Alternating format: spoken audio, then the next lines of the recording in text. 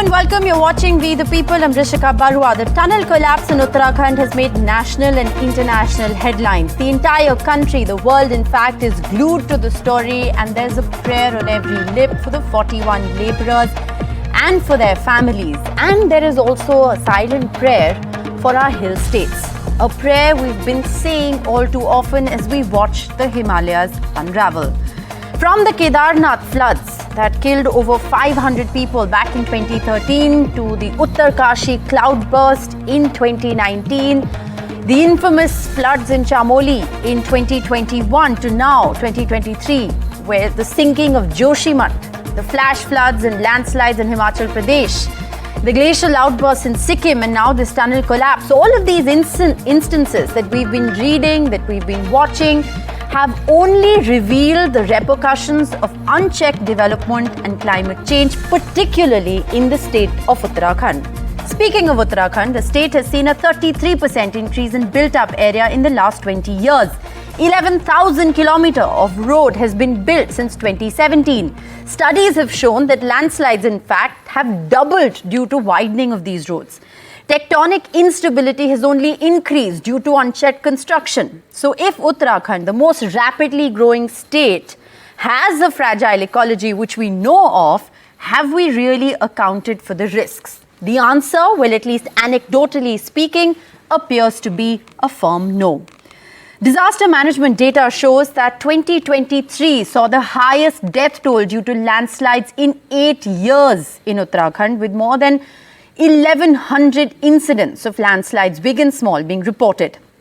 Let's look at the Silkyara Tunnel project, part of the controversial Char Dham Highway project aimed at connecting or better connectivity between Kedarnath, Badrinath, Yamunotri and Gangotri. Now, there is no doubt that this project indeed would be a boon, but environmentalists have petitioned the Supreme Court against it. The Supreme Court then set up a high-powered panel which raised several red flags. This panel talked about things like the lack of understanding of terrain sensitivity. This panel talked about stretches of slopes that were cut without adequate thought to stability in the area. This panel has talked about the unchecked loss of forests, topsoil, trees, green cover, and new unstable slopes being used on the Char Dham route. The panel, unfortunately, had its differences. There were two separate reports that were submitted. Eventually, in 2021, the Supreme Court allowed this double-lane Char Dham project to continue. So given the apparent threat to the ecosystem of the mountains, which is visible to all of us, the question now is all development in India's hill states akin to disaster? Where do we really go from here? Have we reached a point of no return?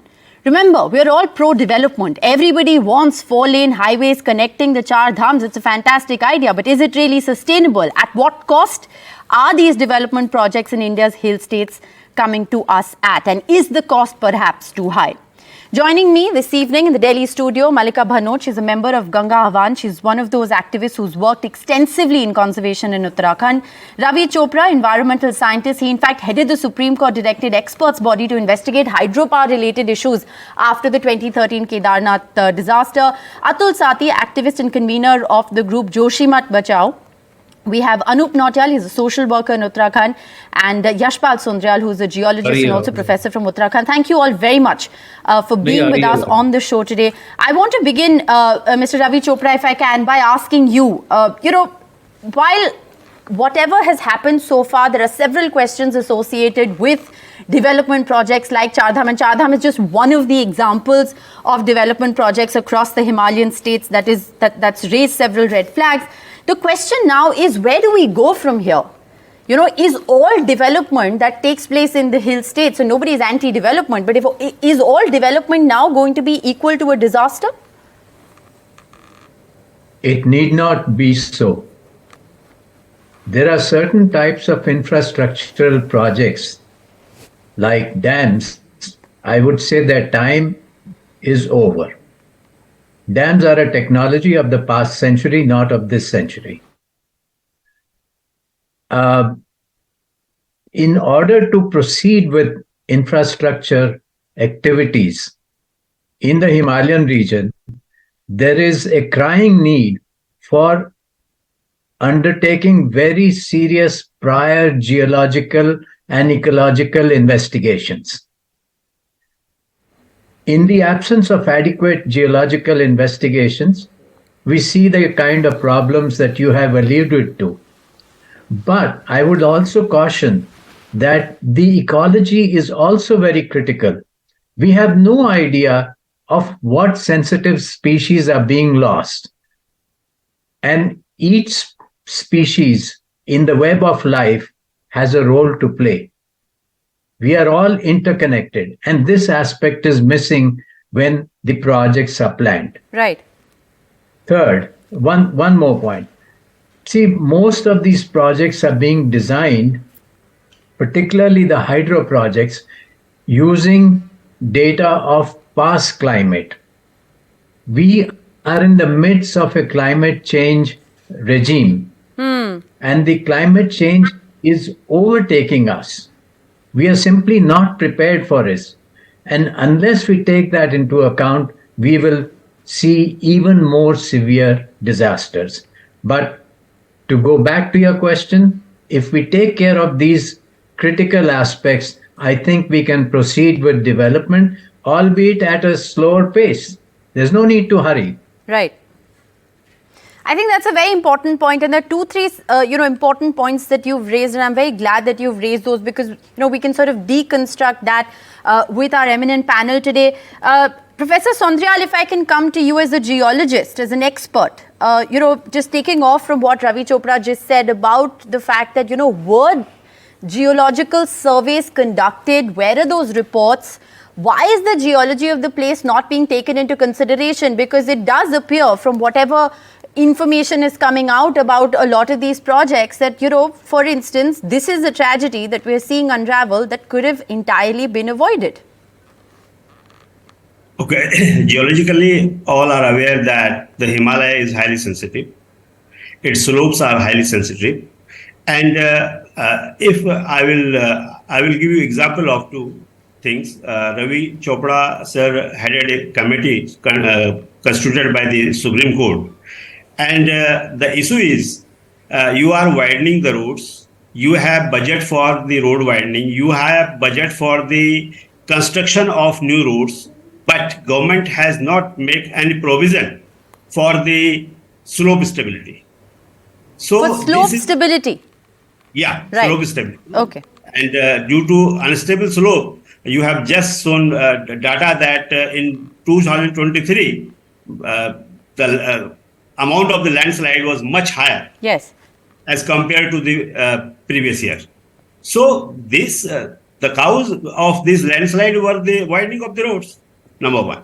Number two, directly come to that Silkara tunnel, and 41 people are and their family are awaiting that how they will come out. Government is making efforts. I will appreciate their efforts, but the question is, if the rock type was so weak, the rock type was phyllite, siltstone, and the slate, which we consider very weak rock. Yes. If you are constructing a tunnel in such an area, then technically, the support system should be very good. Right. This is not a natural calamity. The Silkara tunnel, what is happened in Silkara, it is not a natural calamity. Yes. It is anthropogenical kind of human-induced calamity. Yes. So, if they would have ignored, they would have considered the recommendation of the geologist. I don't know that any geologist can write that these rocks are suitable for the construction of the tunnel.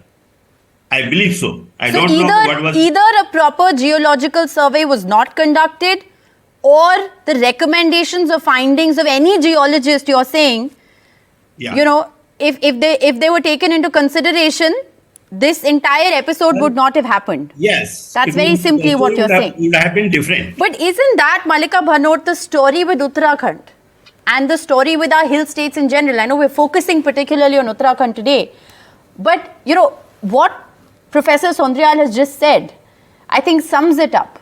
Are these surveys being conducted? is the viability of projects like Char Dham across hill states being actually studied from an ecological point of view? So very importantly, what you have to understand is that there are a lot of studies, there are a lot of alarms that the environmentalists keep raising, but nobody is listening. They keep going back to it. Today we have Dr. Ravi Chopra amongst us. In 2013, when the disaster happened, there was a Supreme Court panel set up. He was heading that.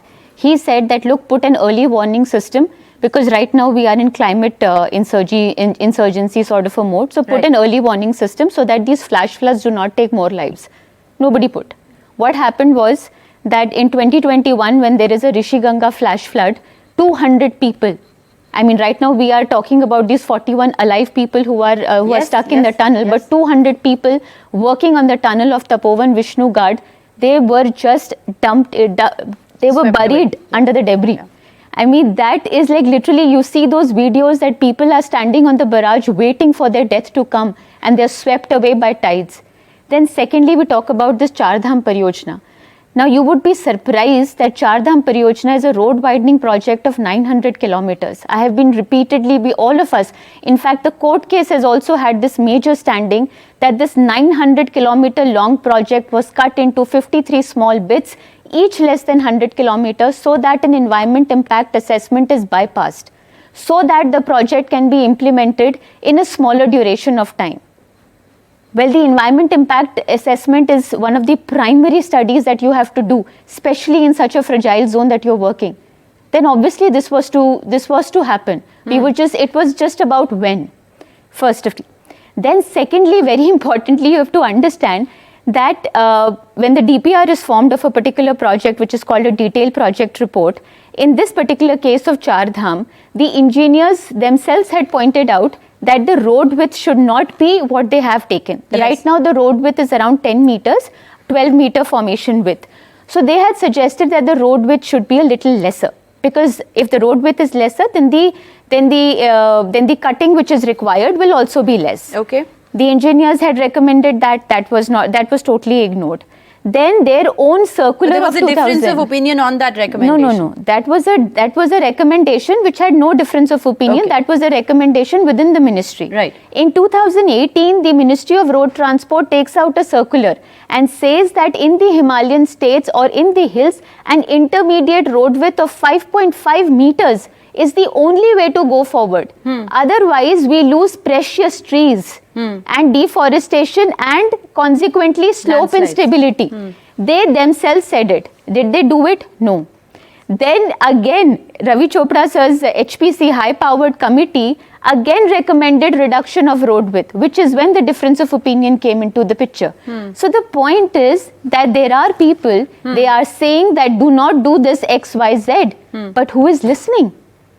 You keep going back to this. Every time we are here talking about disaster to disaster. And then when the disaster fades out, the memory fades out, and you can we really then congratulate ourselves for any kind of damage control exercise? Because it does appear that all we're doing in the hill states now is damage control. Because like you're saying, if environment assessment reports are being bypassed, I mean, the impact on the environment is not something you can bypass. That is going to happen, and that is how this story is unfolding.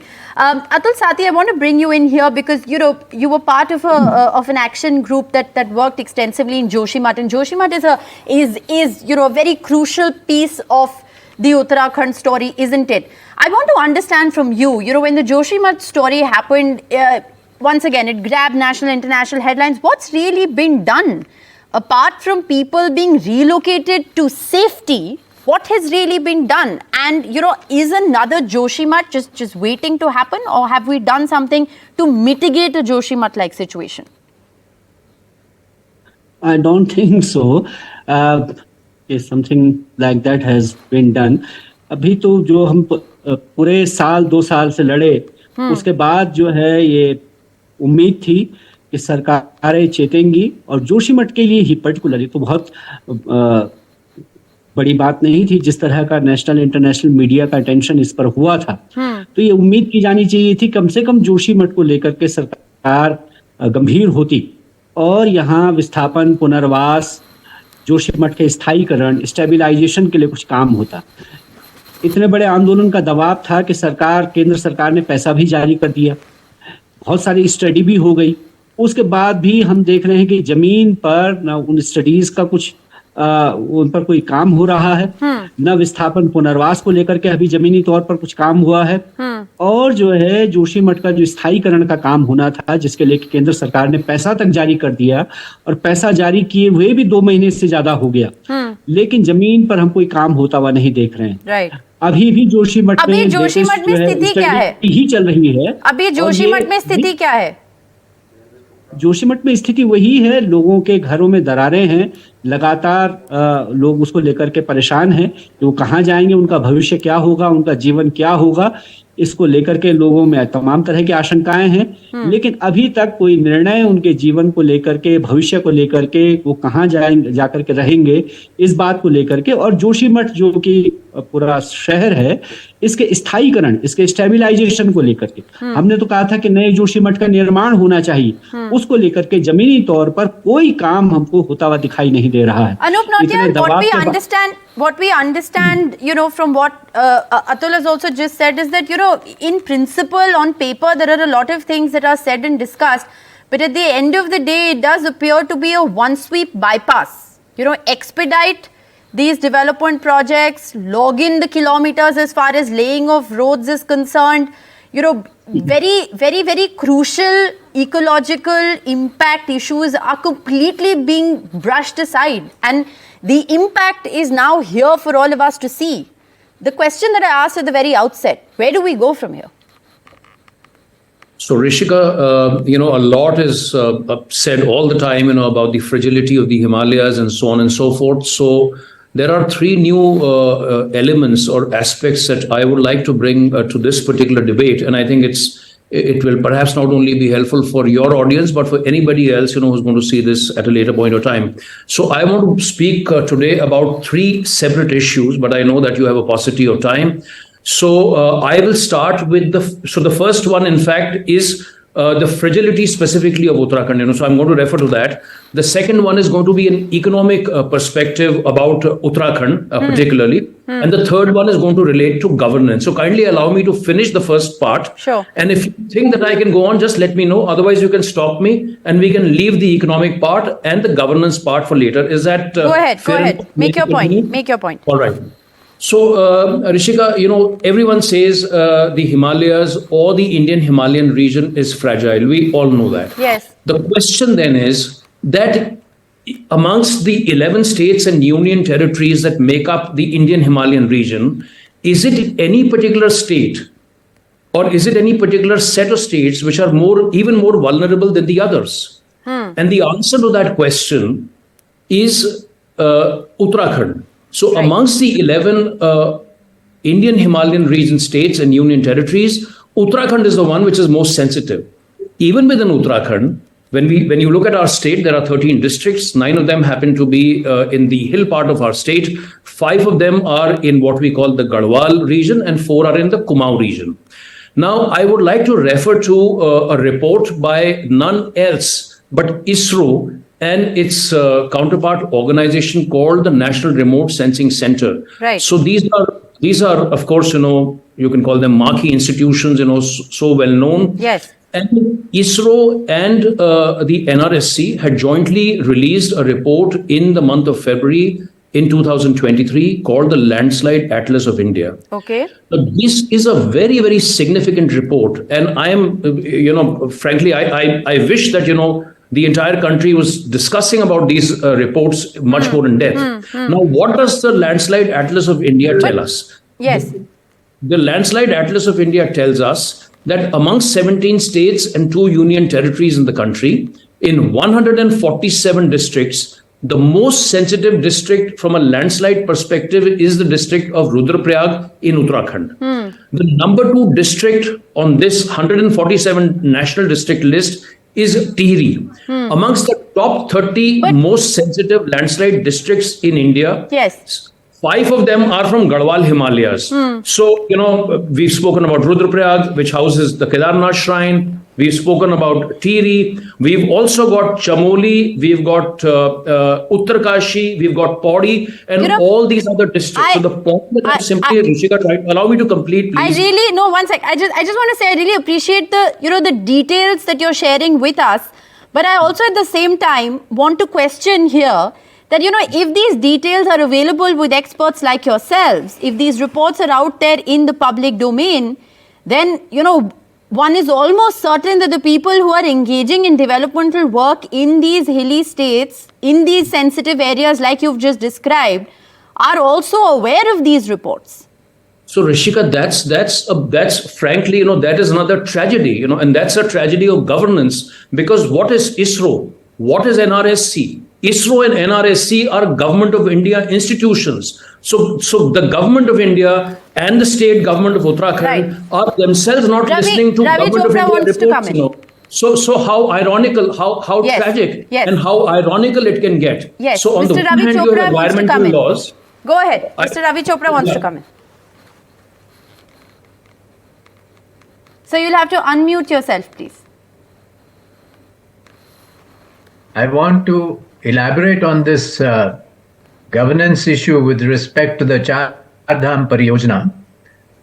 You see, the program itself was a rushed program, and basically shortcuts were taken. As Malika pointed out, the EIA was not done, and EIA mandates a disaster management plan. Now, the last few weeks have shown us कि कभी सरकार कहती है कि horizontal cutting करेंगे, कभी vertical cutting करेंगे, कभी साइड से ले जाएंगे. Obviously, there is no disaster management plan over there. Okay. Second, there has been a known violation of the law, which Malika has pointed out, that the Ministry of Road Transport had a notification in place in March of 2018 that the width of roads in the mountain areas should be 5.5 meters. And here they went ahead with 10 meters throughout the Char Dham Pariyojana in violation of its own notification. Now, had the road been narrower, a lot of these tragedies would have been averted, and particularly the Silkyara tunnel, the surface area increases enormously in a region where the geologists have already told us that ये weak region है. Right. And so no matter what data exists, the work that is being done is a rush job. So, it is being done in a hurry. We've been pushed to a brink, and it's a consequence of our own decisions. I think that's very evident from what all of you have said. We also have a young audience with us here on We the People this evening. I want to give them a chance. You have questions. Go ahead. So my question... One quick response. Yes, Look, please. It is not our fault. It is the fault of the government and the decision makers. Absolutely. Don't blame the rest of the country for it. Absolutely. That's exactly what I meant, that these reports are available. Government reports are available with the government, and they haven't acted on it. Yes, you have questions. So my question is that if there are environmental assessment reports that are being ignored or not taken much into consideration, then what other measures can be taken up? And if so, then what kind of interventions that can be taken up at an individual level or a community level, and can technology play a role in such kind of interventions to reduce environmental crisis like this? Malika, you want to answer that? Yeah. It's a loaded question. It's a loaded question. So this environmental crisis, it's not an environmental crisis, first of all. It's a man-made crisis, right? Yes. So it's a man-made crisis. We have to differentiate between the two. It was man-made because the recommendations were not applied. Now, what is it that we can do at an individual level? As Rishik also kept asking, okay, where do you go from here? I just joined both the things. So I'll give you one example. As far as, all of us panelists who are working in the field of environment, all of us will give you that what has happened. But I'll tell you that in terms of conservation, that what is it that you can do in terms of how the development in the hill state should happen. Yes. So there is that one thing, there is like this silver lining, which is basically a 100-kilometer stretch, which is called a Bhagirathi eco-sensitive zone. So back in 2010, there were hydropower projects being built on the last stretch of the Ganga. And if those hydropower projects would have been built, then there would have been no national river flowing left in the country. So the government that time decided that this area will be declared as an eco-sensitive zone. Now that eco-sensitive zone divides this entire activities into prohibited, I'll have to interrupt promoted. you and tell you to make your point because Yes, I'm running I'm out sorry. of time. I So apologize. I'm trying to tell you that we have to basically ask the government, demand the government to declare eco-sensitive zones so that the development in these regions can be regulated. Okay, fair It cannot be blatant. Quickly, more questions. So we all know what happened in Joshimath was not a natural disaster. As you mentioned that it was a man-made disaster. Despite the report of 1976, 40 years ago, it was already estimated that the risks are already there. What's your question? So why such warnings are ignored by the government? I think those are all questions. I'm actually going to end the broadcast. I'm out of time, I'm afraid. I'm going to end the broadcast on that question because I think that just sums it up beautifully. Why are warnings being ignored? Why is one government agency not looking at another government agency report, as our experts have asked? And in terms of solutions, I mean, why are eco-sensitive zones not being declared?